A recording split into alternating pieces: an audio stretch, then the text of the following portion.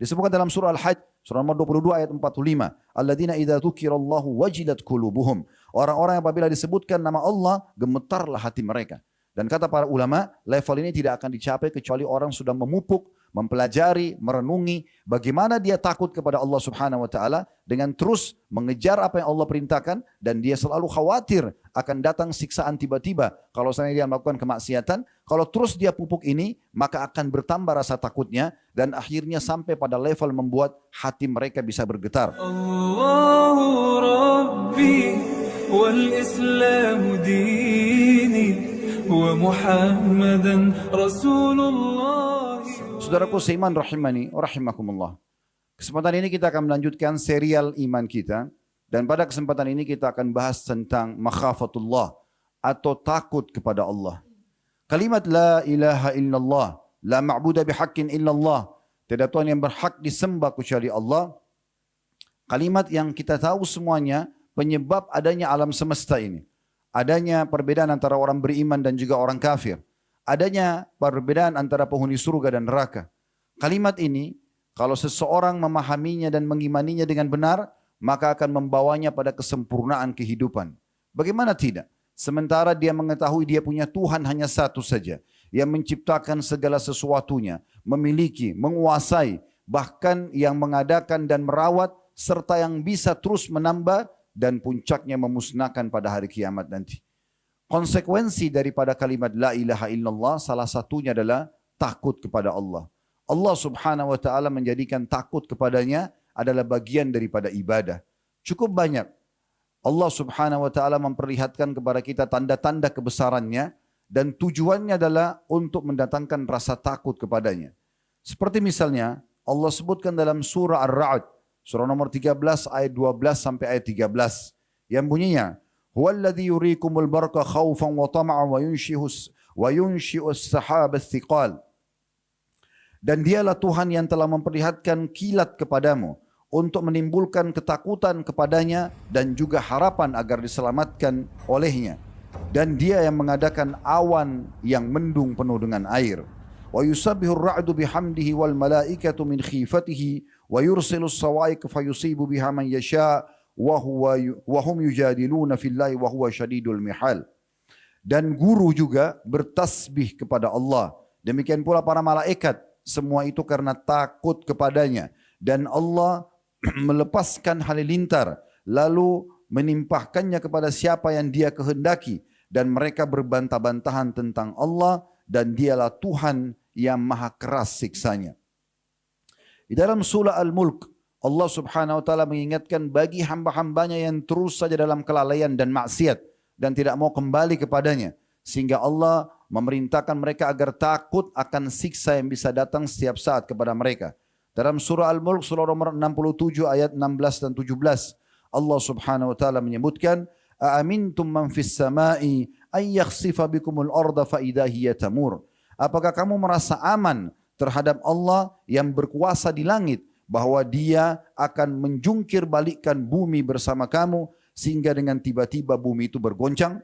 Am amintum man fis samai ay yursila alaikum hasiba fasata'lamuna kaifa nadir. Dan apakah kamu merasa aman terhadap Allah yang berkuasa di langit, bahwasanya dia akan mengirimkan badai yang berbatu, maka kelak kamu akan mengetahui bagaimana akibat mendustakan peringatanku.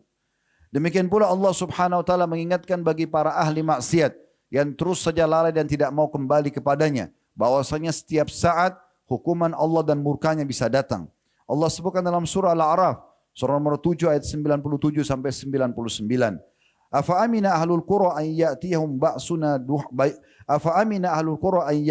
ba'suna bayatan wa hum naimun. Apakah penduduk negeri itu merasa aman dari kedatangan siksaan kami kepada mereka di malam hari, di waktu mereka sedang tidur? Itu ayat 97. Ayat 98-nya, awa amina ahlul qura an ya'tiyahum ba'suna duhan wa hum yal'abun. Apakah penduduk negeri itu merasa aman dari kedatangan siksaan kami kepada mereka di waktu matahari sepenggalan naik ketika mereka sedang bermain-main? Ayat 99-nya, afa aminu makrallah fala ya'manu makrallah illal qaumul khasirun. Maka apakah mereka merasa aman dari siksa Allah yang tidak terduga-duga? Tiada yang merasa aman dari siksa Allah kecuali orang-orang yang rugi.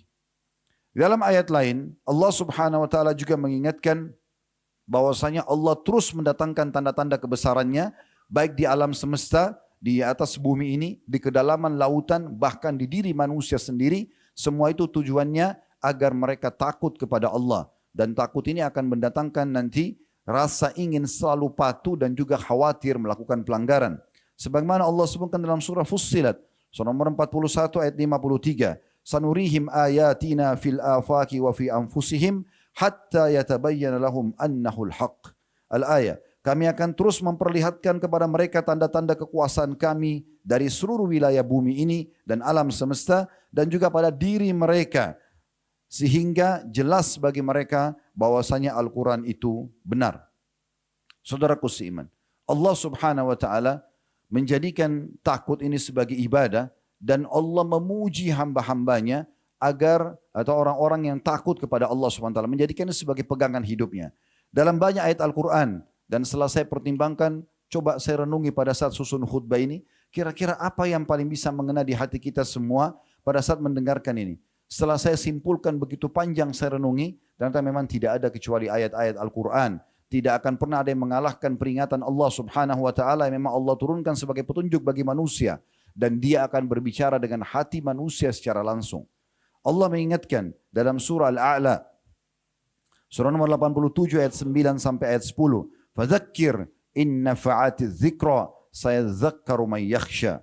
Berilah peringatan, hai Muhammad, tentang Allah, tentang rahmat Allah bagi yang patuh, tentang siksaan Allah bagi orang yang durhaka, dan juga ingatkan agar mereka selalu berpegang pada Al-Quran dan Sunnah.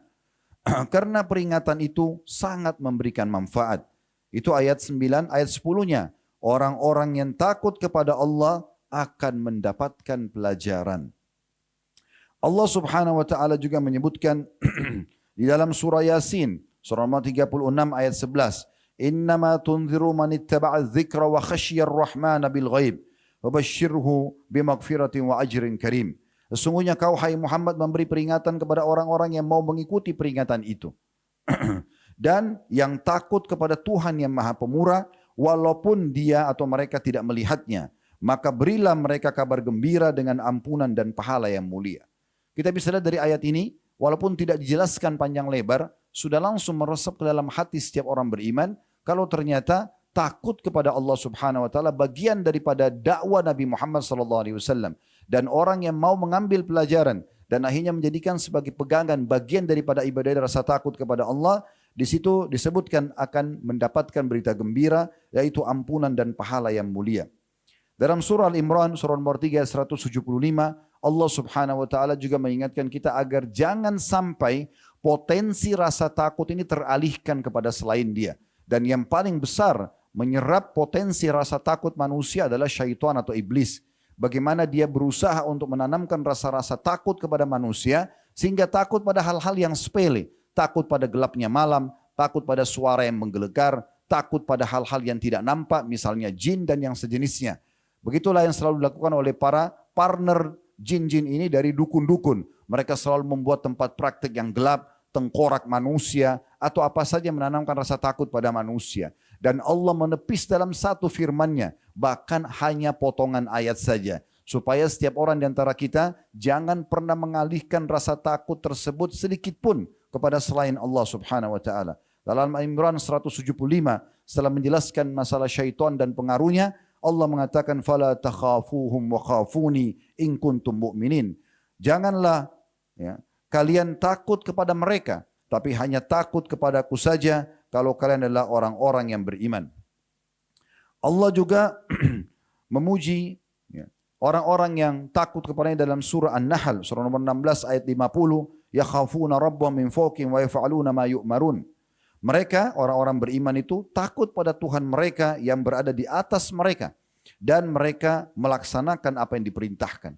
Makna ayat ini, kalau orang sudah tanamkan rasa takut dalam hatinya, khawatir akan siksa Allah, khawatir tidak mendapatkan rahmat Allah, khawatir masuk neraka, khawatir tidak masuk dalam surga, maka tentu saja mereka akan selalu melaksanakan apa yang diperintahkan. Juga Allah Subhanahu wa taala menyebutkan di dalam surah Al-Anbiya, surah nomor 21 ayat 49, alladzina yakhshawna rabbahum bil ghaibi wa hum minas sa'ati musyfikun. Orang-orang yang takut pada Tuhan mereka, sedangkan karena dengan rasa takut itulah, orang-orang yang takut pada Tuhan mereka, sedang mereka tidak melihatnya, dan dengan rasa takut itulah maka mereka khawatir akan tibanya hari kiamat. Dalam surah Al-Hajj, Allah Subhanahu wa taala dan beberapa ayat yang akan saya bacakan ke depan, level orang-orang yang takut kepada Allah ini ada yang mencapai pada tingkat yang sangat tinggi, dan semoga Allah Subhanahu wa taala mengaruniakan kita ini sampai pada tingkat disebut saja nama Allah sudah cukup membuat kulit mereka, tubuh mereka, hati mereka, fikiran mereka semuanya tunduk dan takut kepada Allah Subhanahu wa taala.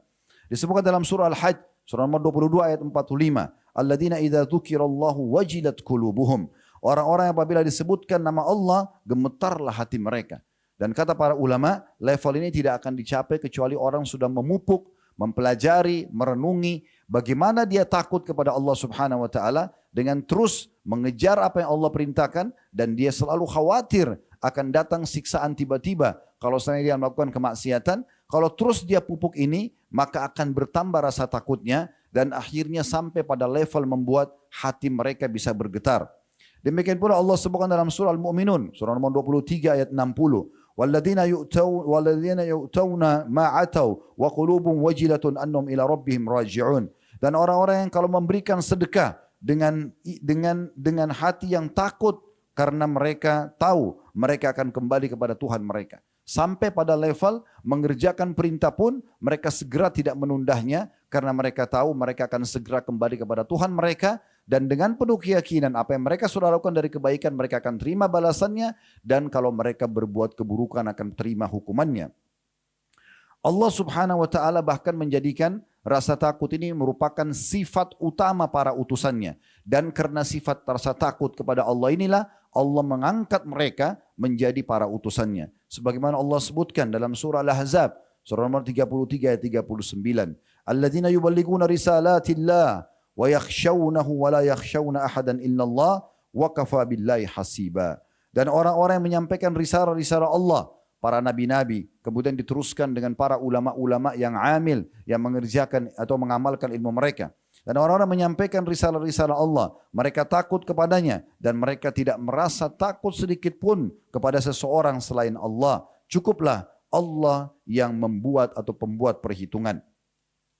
Di dalam surah Az-Zumar juga Allah mengingatkan tentang masalah bagaimana hati, tapi di sini ditambahkan dengan kulit yang ikut juga ikut gemetar kalau pada saat disebutkan nama Allah dan disebutkan ancaman Allah, sampai ke telinganya tentang ancaman kalau dia berbuat dosa, sampai kepadanya peringatan untuk atau keutamaan untuk mengerjakan ketaatan sehingga dia mengerjakan.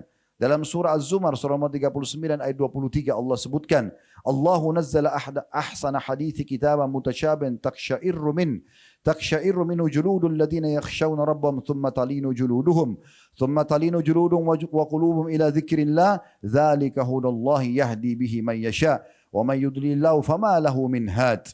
Allah telah menurunkan perkataan yang paling baik, yaitu Al-Quran, yang serupa dalam kurung mutu-mutu ayatnya.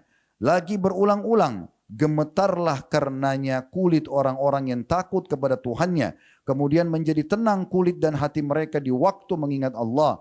Itulah petunjuk Allah. Dengan kitab itu, dia Allah memberi petunjuk kepada siapa yang dikehendakinya, dan barang siapa yang disesatkan oleh Allah, niscaya tidak ada baginya seorang penolong pun.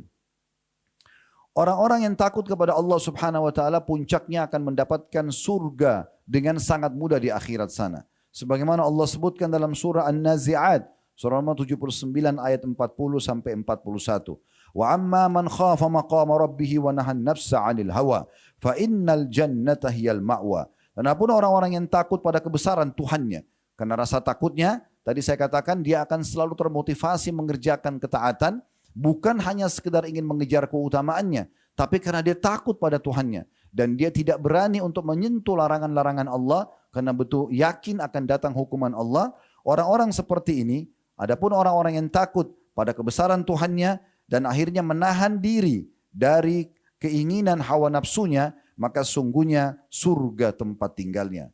Dalam surah Al-Bayyinah, surah nomor 98 ayat 8 juga Allah menyebutkan, jazaohum 'inda rabbihim jannatu 'adnin tajri min tahtiha al-anharu khalidina fiha abada radhiyallahu anhum wa radu an dzalika liman khasyiya rabbah. Balasan mereka di situ Tuhan mereka ialah surga yang mengalir di bawahnya sungai-sungai. Mereka kekal di dalamnya selama-lamanya. Allah ridho kepada mereka dan mereka pun ridho kepadanya. Yang demikian itu balasan bagi orang-orang yang takut pada Tuhannya. As-Sa'di rahimahullah, seorang ulama tafsir yang masyhur, menyebutkan tentang masalah hakikat takut kepada Allah. Orang yang takut kepada Allah adalah orang yang meninggalkan larangan dan melaksanakan perintah. Mereka yang dapat janji Allah dalam surah Ar-Rahman, surah nomor 55 ayat 46, mendapatkan 2 surga sekaligus. Waliman khafa maqama rabbih jannatan. Dan pada 2 surga tersebut terdapat bejana, perhiasan, bangunan, dan isi lainnya yang terbuat dari emas. Salah satu dari surga itu diperuntukkan karena meninggalkan yang dilarang, dan surga lainnya diperuntukkan karena melakukan ketaatan yang diperintahkan. Dinukil dari tafsir As-Sa'di di halaman 880. Begitu juga Ibnu Katsir rahimahullah berkata mengenai surah Ar-Rahman surah nomor 55 ayat 46. Waliman khafa maqama rabbih jannatan. Dan siapapun yang takut pada Tuhannya akan mendapatkan balasan 2 surga sekaligus. Artinya siapa yang takut pada Tuhannya sehingga dia menahan hawa nafsu, tidak melampaui batas, tidak mementingkan urusan dunia, sadar dan terus mengejar akhirat, ya, dan karena akhirat itu kekal, menjalankan kewajiban pada Allah dan menjauhi larangan, maka orang seperti ini pada hari kiamat akan dikaruniai 2 surga. Tafsir Ibnu Katsir jilid 4 halaman 344 dan 345. Kita akan tutup teman-teman sekalian yang paling menarik, ya, contoh dari manusia dari semua apa yang kita bacakan dalil tadi. Dari kaum para salafus salih, bagaimana mereka takut kepada Allah Subhanahu wa taala. Dimulai dari baginda Nabi alaihi salatu wassalam, manusia paling mulia dan paling pantas dijadikan sebagai suri tauladan. Satu hari dalam riwayat Bukhari, beliau pernah tidur gelisah. Suatu malam beliau tidur dalam kondisi gelisah. Lalu ditanyalah oleh istrinya Ummu Salamah radhiyallahu anha, "Ada apa dengan anda wahai Rasulullah? Tidak seperti biasanya anda seperti ini." Maka Nabi SAW menyampaikan dalam kondisi tubuh beliau gemetar dan ketakutan. Beliau mengatakan, "Tadi aku menemukan sebutir kurma saja di sebelah ranjangku, lalu aku memakannya. Setelah aku memakannya, aku tiba-tiba mengingat di rumah ini ada titipan kurma sedekah. Dan aku khawatir 1 butir itu adalah dari kurma sedekah. Dan dengan itu akhirnya Allah bisa menghukum. Maka karena itu sudah cukup membuat baginda Nabi alaihi salatu wassalam khawatir." Umar radhiyallahu anhu pernah berkata, andai saja terdengar suara dari langit berkata, "Wahai sekalian manusia, kalian semuanya dijamin masuk surga kecuali 1 orang. Sungguh aku khawatir akulah orang itu." Hilyatul Aulia di halaman 138. Abu Hurairah radhiyallahu anhu pada saat beliau akan wafat, beliau menangis terisak-isak dan berkata, "Aku tidak menangis karena urusan dunia kalian. Tidak pernah aku pikirkan di rumah, istri, anak, harta, jabatan. Tidak pernah aku pikirkan itu. Tapi yang aku pikirkan dan yang membuat aku menangis adalah jauhnya perjalanan ke depan. Dan betapa sedikitnya bekal. Dan aku tidak tahu akhirnya perjalananku ke surga atau ke neraka." Dinukil dari kitab Az-Zuhud yang ditulis oleh Nu'aim bin Hammad di halaman 129. Juga Abu Hurairah radhiyallahu anhu pernah duduk bersama 2 orang sahabat yang lain. Lalu Nabi SAW menyebutkan salah seorang di antara kalian akan menjadi penghuni neraka. Bahkan gigi gerahamnya akan menjadi seperti gunung Uhud. Kata Abu Hurairah, aku terus ketakutan setelah mendengar sabda Nabi SAW ini. Akhirnya salah satu dari 3 orang ini ikut berperang dan mati syahid. Maka tersisa aku dengan yang lainnya. Maka aku terus merasa khawatir sampai akhirnya setelah Nabi SAW mengutus seseorang, ya dari 2, Abu Hurairah dan 1 orang ini, menuju ke Musailam al-Kadzab untuk menjadi da'i, dan ternyata dia akhirnya murtad dari Islam, barulah aku merasa tenang. Ternyata yang dimaksud oleh Nabi SAW ada orang tersebut. Abdullah bin Mas'ud radhiyallahu anhu, beliau mengatakan seorang mukmin karena takutnya kepada Tuhannya, pasti dia akan melihat semua dosanya, bagaikan dia sedang duduk dan sebuah gunung besar berada di atas kepalanya yang akan menimpahnya. Sedangkan orang-orang munafik atau ahli maksiat, mereka pasti akan melihat dosa-dosanya Karena tidak punya rasa takut kepada Allah, bagaikan lalat yang hanya lewat dari hidungnya saja. Abu Bakar radhiyallahu anhu, beliau memiliki seorang budak, dan budaknya ini tiap hari bekerja, diizinkan oleh Abu Bakar radhiyallahu anhu, dan hasil dari yang didapatkan oleh budak tersebut untuk menghormati budak itu, dia beli makanan, kemudian Abu Bakar duduk makan bersama-sama. Setiap hari terjadi seperti itu. Dan setiap hari Abu Bakar selalu menanyakan dari mana sumber makananmu ini. Satu hari Abu Bakar lupa menanyakan dari mana sumber pendapatan dia. Maka Abu Bakar pun setelah makan, makanan dibawa oleh budaknya tadi, bertanya, dari mana sumber makananmu ini? Maka budak itu mengatakan, dulu di masa jahiliyah, aku pernah pura-pura jadi dukun. Dukun sudah jelas-jelas haram. Tambah lagi dia pura-pura menjadi dukun. Kemudian ada seseorang yang sempat aku terkah saja, sesuatu yang jadi permasalahan dan ternyata itu jadi solusi buat dia merasa punya utang kepadaku. Maka tadi dia bertemu denganku dan membayar jasa itu. Apa yang terjadi? Abu Bakar mengatakan adalah sumber haram, maka beliau pun mengorek dengan sangat dalam tenggorokannya sampai memuntahkan semua makanan tersebut. Beliau sangat khawatir jangan sampai dengan ini Allah Subhanahu wa taala menghukumnya. Dan dalam hal ini, saudaraku seiman, meninggalkan sesuatu yang haram karena takut kepada Allah perlu digarisbawahi jauh lebih besar pahalanya dibandingkan daripada seseorang melakukan ketaatan kecuali kewajiban. Jadi saya ulangi kembali, kalau ada orang menolak sesuatu yang haram karena takut kepada Allah, takut Allah hukum, pendapatan haram, pergaulan bebas, apa saja, dosa, ada penawaran masuk pada diri dia lalu dia menolaknya, itu lebih jauh besar pahala di sisi Allah. Dan para salafus saleh lebih mencintai itu dibandingkan mereka melakukan ketaatan tapi selain kewajiban. Karena kewajiban bukan pilihan. Misalnya pilihan antara menolak untuk melakukan satu perbuatan dosa dengan dia ibadah semalam suntuk sholat malam. Mereka lebih suka untuk menolak keburukan tersebut. Jadi perlu digarisbawahi, takut kepada Allah Subhanahu wa taala, meninggalkan sesuatu yang haram adalah ibadah yang sangat besar pahalanya.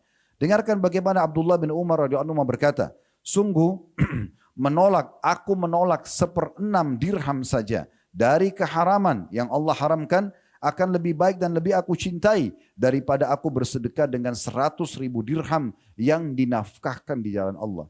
Jadi beliau bukan mendatangkan 1 dirham, 1/6 dirham.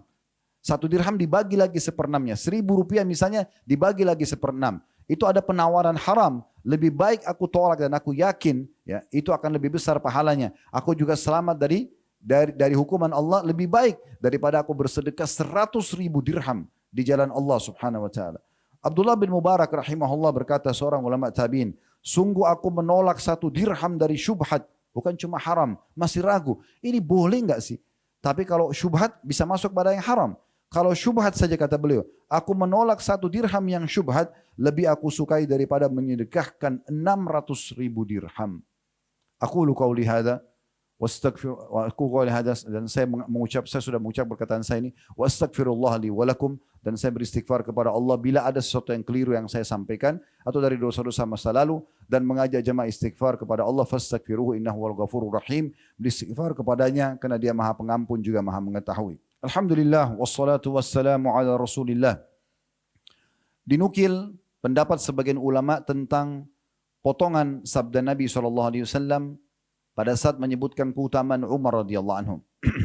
Satu waktu Nabi SAW lagi duduk dan para ummahatil mu'minin sedang berbicara dan suara mereka cukup besar. Karena 9 orang istri Nabi semuanya berkumpul di satu tempat dan sedang bicara dan Nabi SAW diam saja.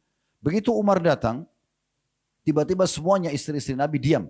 Maka Nabi SAW pun senyum melihat kejadian tersebut. Karena segannya para istri-istri Nabi dengan Umar. Maka Umar pun mengatakannya, Rasulullah, semoga Allah selalu membuat anda tersenyum. Apa yang membuat anda tersenyum? Kata Nabi SAW, aku heran dengan sikap para wanita ini. Tadi sebelum engkau datang, suara mereka jauh lebih tinggi dari suaraku. Dan mereka biasa saja. Pada saat engkau datang, maka mereka tiba-tiba diam. Umar langsung marah dan mengatakan, kenapa kalian lakukan itu pada Rasulullah SAW? Semoga Allah membinasakan kalian. Maka Nabi SAW tidak menanggapi lagi itu, tapi Nabi SAW langsung menghadap kepada Umar lalu mengatakan, wahai Umar, ketahuilah demi zat yang jiwaku dalam genggamannya, andai saja kau jalan di sebuah lembah, syaitan melihatmu lewat di lembah itu, niscaya dia akan cari lembah lain. Padahal Umar tidak melihat syaitannya, tapi syaitan begitu lihat Umar takut. Jangankan menggoda Umar, bertemu Umar saja takut. Apa sebabnya? Kira-kira apa perbuatan Umar yang membuat syaitan bukan lagi menggodanya yang biasa kita rasakan syaitan sering menggoda kita. Syaitan melihat saja takut. Maka para ulama mengatakan dikarenakan Umar selalu memupuk rasa takut yang dalam kepada Allah Subhanahu wa taala sehingga dengan itu Allah buat semua makhluk pun segan dan takut kepadanya. Pada saat Umar radhiyallahu anhu didatangi oleh utusan-utusan yang datang dari Persia, mereka kaget dan mereka segan sekali pada saat melihat Umar tidur di atas sebuah di tanah dan bersandarkan sebagai bantalnya tongkat. Maka dia mengatakan, apakah ini raja kalian? Maka kata para muslimin, iya, dia sedang tidur dan jangan diganggu, kata sebagian penduduk Madinah. Maka mereka pun diam, tapi karena suara gemuruh, tiba-tiba Umar terbangun. Lalu orang ini mengatakan, sungguh inilah sebabnya kenapa raja-raja di Persia, pembesar-pembesar di wilayah kami, bahkan sampai menembus Romawi, segan dengan raja kalian. Karena dia sendiri pun tidak pernah takut kepada manusia, tidak ada pengawalnya, dan dia hanya takut kepada Tuhannya. Ini efek daripada takut kepada Allah akan mendatangkan rasa segan dan juga rasa tunduk manusia kepada orang yang takut kepada Allah Subhanahu wa taala. Di hari Jumat ada waktu mustajab doa sebagaimana kita sudah mengetahui hadis-hadis yang masyhur, di mana hadis yang pertama Nabi SAW mengatakan Jumat 12 waktu dari mulai subuh sampai azan maghrib, di mana tidak ada seorang muslim berdoa di sana kecuali Allah ijabah doanya. Dan riwayat yang kedua adalah kata Nabi SAW, Jumat adalah hari yang mulia, setiap muslim berdoa akan diterima dan fokuslah berdoa selepas asar sampai terbenam matahari. Dari dua buah hadis ini kita bisa memaksimalkan waktu untuk berdoa. Karena pendapat juga ada di antara riwayat yang menyebutkan di saat khatib duduk sampai terbenam matahari. Maka ini juga termasuk waktu mustajab, oleh karena itu setiap khatib berdoa di khutbah kedua. Kita hadirkan hati dan fikiran kita untuk berdoa, semoga Allah Subhanahu wa taala mengijabah doa ini. Alhamdulillahirabbil alamin. Kami memuji-Mu ya Allah sebagaimana layak Kau dipuji sebagai pencipta. Kami memuji-Mu sampai Kau menerima puji-pujian kami dan Kau jadikan sebagai tambahan amal saleh kami. Dan kami memuji-Mu ya Allah sebagaimana Engkau telah dipuji oleh orang yang memuji-Mu sampai Engkau menerima puji-pujian tersebut. Sebagaimana juga pujian para utusan-Mu, para nabi dan para rasul-Mu. Dan juga kami mengucapkan salam hormat kami kepada utusan-Mu Nabi besar Muhammad sallallahu alaihi wa alihi wa sahbihi wasallam, sebagaimana Engkau telah mengucapkan salam hormat tersebut dengan harapan Engkau memberikan balasan kepada kami maksimal dari salawat yang kami ucapkan tadi. Ya Allah, kami tidak berkumpul di salah satu masjid-Mu ini kecuali karena ingin menjalankan perintah yang Kau wajibkan kepada kami. Ikhlaskan niat kami dan terimalah ibadah ini dengan pahala yang sempurna, serta terimalah seluruh ibadah-ibadah yang pernah kami lakukan, sunnah ataupun wajib. Kami ikhlas ataupun kami kurang ikhlas yang sedang kami kerjakan, yang akan kami kerjakan sampai menjelang ajal datang nanti dengan pahala yang sempurna. Dan maafkanlah semua kesalahan kami kecil ataupun besar, sengaja ataupun tidak sengaja, yang sudah kami lakukan atau yang sedang kami lakukan, bahkan yang akan kami lakukan dengan rahmat-Mu ya Allah. Ya Allah, ampunilah kami, kedua orang tua kami, seluruh kerabat kami, seluruh muslimin dan muslimat, mukminin dan mukminat yang hidup dan juga yang sudah meninggal. Ya Allah, selamatkanlah negara kami dari segala macam mara bahaya. Ya Allah, makmurkan negeri kami, tentramkan, ya, sempurnakan kemerdekaan yang sudah kami raih. Dan berilah petunjuk para pemimpin kami agar mereka menjalankan amanah dengan baik. Berilah mereka pahala sebaik-baik pahala yang Kau berikan untuk balasan kepada orang yang telah melaksanakan tugas. Dan maafkanlah kesalahan mereka. Serta juga jadikan kami masyarakat yang selalu bergotong royong, bekerja sama untuk menjaga kemakmuran, ketentraman, dan juga akhirnya kami menjadi contoh bagi negara-negara yang lain. Ya Allah, berapa banyak saudara kami muslimin di seluruh muka bumi yang sedang tertindas. Mereka tertimpa lapar, tertindas dengan kezaliman, ataupun apa yang sedang menimpa mereka dari ujian-ujian yang Kau berikan kepada mereka. Di Palestina, di Syria, dan beberapa wilayah-wilayah yang lain. Ya Allah, tolonglah mereka, ikhlaskan niat mereka. Terima para syuhada mereka dan jadikan ujian ini sebagai sebuah sebab mereka mendapatkan derajat tertinggi di sisi-Mu. Dan juga ya Allah, angkat masalah mereka dan kembalikan kemakmuran dan ketenteraman dalam hidup mereka. Ya Allah, berikanlah kami semua yang kami butuhkan dari kebaikan dunia. Rabbana atina fid dunya hasanah. Dan berikan semua yang kami butuhkan dari yang terbaik di akhirat. Wa fil akhirati hasanah. Dan selamatkan kami dari api neraka. Wa qina adzabannar. Dan masukkanlah kami ke dalam surga bersama orang-orang yang patuh. Wa adkhilnal jannata ma'al abrar. Ya aziz ya ghafar ya rabbal alamin. Wa izzat yang maha mulia dan maha pengampun. Wahai Tuhan alam semesta. Wa sallallahu nabiyana Muhammadin walhamdulillahi rabbil alamin. Inna Allah ya'muru bil adli wal ihsani wa ita'i dzil qurba. Sesungguhnya Allah selalu menyuruh berbuat keadilan, kebaikan dan berbuat baik pada sanak kerabat. Wa yanha 'anil fahsya'i wal munkari wal baghi, dan Allah melarang perbuatan mungkar, perbuatan dosa dan juga pembangkangan. Ya'idukum la'allakum tadhakkarun. Itu peringatan dari Allah, jadikan sebagai prinsip hidup kalian. Fadhkurullahal 'azima yadhkurkum. Ingatlah selalu kepada Allah, Allah akan ingat kepada kalian. Washkuruhu 'ala ni'ami yazidkum. Syukuri nikmatnya, dia pasti akan tambah. Wala dzikrullahi akbar. Mengingat Allah adalah amal yang paling besar. Wa aqimis shalah, dan dirikanlah salat.